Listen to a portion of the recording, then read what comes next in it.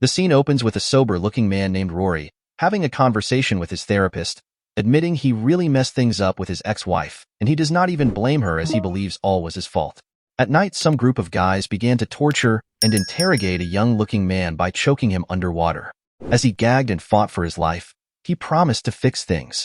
Meanwhile, the scene shifted to some men drinking in a bar, and Mr. Kelly calls one of the men and gave him a phone and then asked him to leave his bar. Immediately, he finished his call. However, in a building, we see three men planning really vigorously. They are planning to rob the mayor at a party. Rory requested he wants $32,480, nothing less, nothing more, even though his percentage is more than $32,480. He doesn't care, and he is willing to walk away from the plan if he doesn't get that. Fortunately, it was a deal. They continued the plan, to go from the water and then to where the money is. Still not confident about the plan, Rory asked what the plan is for when the Chinese man wins and becomes the mayor. So many unknowns in the plan. They got on with the plan in a car as they monitored things, while also calculating their odds. They go in through the water as planned. There was a sudden loud noise, and they suddenly started seeking, but luckily they got out of there. They all entered the restaurant with masks and guns, only to find a lot of people working as staff.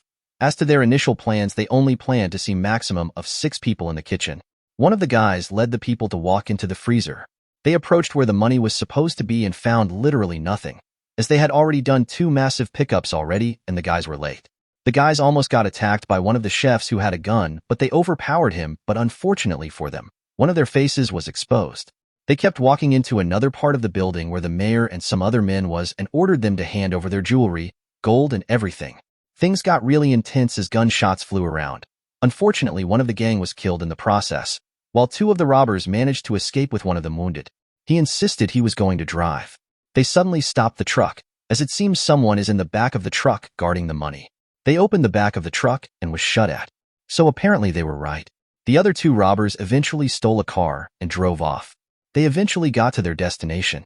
A strange-looking detective entered the location where they had robbed last night, trying to ask questions concerning the robbery and the gold bracelet. The mayor requested that the detective, Frank, do whatever he does best to put down the remaining 2 idiots who robbed him. Meanwhile, the 2 called their boss while also giving him details on what had happened last night, plus one of them is injured and really need an urgent treatment, to which Mr. Kelly promised them to send a doctor while they wait in their vehicle. Meanwhile, the detective from last night goes to meet Mr. Kelly for information on the goons that robbed the mayor. The detective believes he is only one who have eyes and ears off the street, and he must know something about them.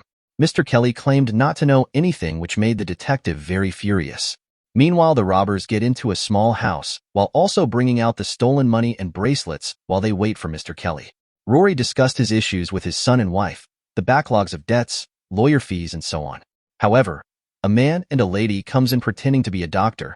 They checked for the stolen money and was upset to see very few money, but the bracelet caught their attention. They pointed gun at each other. However, the robbers are 2 steps ahead as they already made the gas leak, so if anyone shoot, they all die.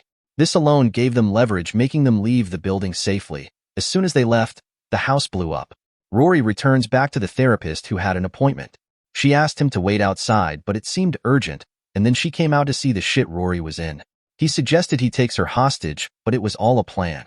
She agreed and then eventually went with them. They placed the wounded guy on the table. She isn't a doctor, and she said she did her residency at the ER unit of the hospital. Her name is Dr. Ovra. She started treating him as they discussed. After the treatment, Dr. Ovra called the police behind his back, as she believes even if they arrest him, he will leave their custody without spending jail time due to his mental health record. Just as the cops surrounded the building, both Rory and the wounded guys tried to escape. Dr. Ovra joined them in the car, saying she wasn't going to let them die. It was a rough drive, but Rory isn't having it. He kept driving in really high speed. The police were also at their tails. A chopper was also after them. They kept driving with a ton of police cars chasing after them. They eventually escaped the police as they head to the wounded guy's bar. They got to the bar, and then Boston police was seen outside inspecting the bar. The police got into the bar with the help of a man. He caught them. Not wanting to arrest them, all he wanted was the bracelet. They gave him, and then he went out with Dr. Ovra, so it would look like he saved her from the robbers. And then suddenly the bar blew up, but luckily again, they escaped. They planned their next action while on the train. They arrived at Boston, still planning to rob the mayor for the second time since the first time wasn't totally successful. Dressed like firemen, they walked towards the building. The mayor was taken to safety as he was busy stacking money into a bag. The robbers went through the staircase while other firemen were screaming at them. They kept going, past the mayor as he was being dragged away to safety, got into the mayor's office and shut the door. One of the government employee dressed in suit was still in the office. The robbers opened the safe. It was stacked with money. They looked in utmost surprise. Meanwhile, the government worker, Alan, tried to strike a deal with them as soon as they opened the safe. Suddenly there was gunshot targeted at the office they were. They kept firing, but luckily only the previously wounded guy had a scratch from the gunshot. Dr. Overa came knocking at the door dressed in the Boston police uniform as the negotiator. She asked Rory some questions as they all sat down. She asked him how he was feeling, and he said he doesn't want to die. The wounded guy, Cobby, also said he doesn't want to die. Rory said he wanted to turn himself in. She told him to run instead. Overa came out with Alan, and then Rory and Cobby threw the money out the building. A lot of citizens and the police were confused at what was happening and how there was so much money. The mayor lied that it wasn't his. That was a good escape plan. They drove out with the fire truck. Suddenly a truck hit them, and that same detective pointed a gun at them. Cobby struck a deal with the detective, but it seems it failed as they were both seen in a prison cell. The mayor was at the airport trying to escape when the police came to arrest him. The Chinese man eventually became the mayor. Well, apparently, Cobby and Rory were released thankfully because of the evidence they used in striking a deal with the detective earlier, but weren't able to take their cash along with them. They both went their separate ways while Rory came to Dr. Overa.